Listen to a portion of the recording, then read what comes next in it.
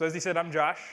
I grew up in a family of meat and potatoes. I had a gourmet chef grandmother, a deli daycare where I would be dropped off every day eating amazing food.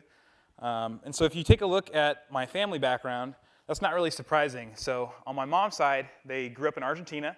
This is a place where you have a lot of dairy farmers, including my family. You add to that my dad's side of the family, Fort Worth, Texas, born and raised, myself as well. This is a place where you literally still have cattle drives to the middle of town. So you put those two together, and what do you get? Not surprisingly, pretty much every meal that I ate was a giant pile of meat. At one point in my life, I would literally brag that I ate steak every day for 40 days. And I thought that was an accomplishment. So it all changed on a very fateful trip. I like going up to Lake Tahoe, one of my favorite things to do. You know, this is a trip that normally takes 4 or 5 hours. We got stuck in a really bad snowstorm, so about 10 hours into what should be a 4 or 5 hour trip, we're all really stir crazy in the car. We're having lots of crazy conversations. At one point, we were making animal noises to keep ourselves entertained. We had the car turned off. Everyone was basically sleeping in their car, and we got on the subject of nutrition. So a very good friend of mine up in the back in the audience, Brian Rabin, was really the man with the plan. He started talking about a plant-based diet, and you had a car full of extremely skeptical people. Myself included. We had 4 other people in the car besides Brian. We were peppering him with questions, saying there's no way this is possible. There's no way you can be healthy. Coming from my perspective, all I really knew, I had learned a lot about cooking from my grandmother, and I really enjoyed cooking. I enjoyed cooking for my friends. But the foundation of everything that I would cook was really meat. And so I may make a side dish, but it's a side dish. It's a second thought. And so after this long conversation with Brian, I think he did a very good job of inspiring the rest of the group.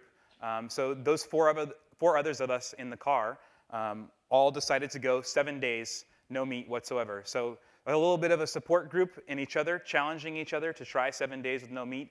I think if you were to ask those who knew me at all, they would say, Josh, going 7 days with no meat, not only no meat, but no animal products whatsoever.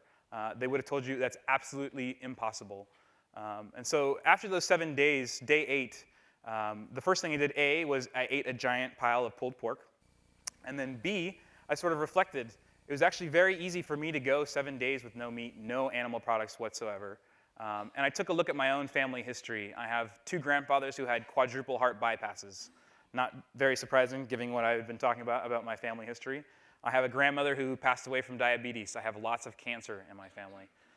And so all of these things together really said, well, maybe I can try 30 days. And so 30 days quickly turned into more than a year and a half on a purely plant-based diet. And so I didn't go into it lightly. When I took a look at my own situation, I spent 10 or 12 years really building my body. I really enjoy physical fitness.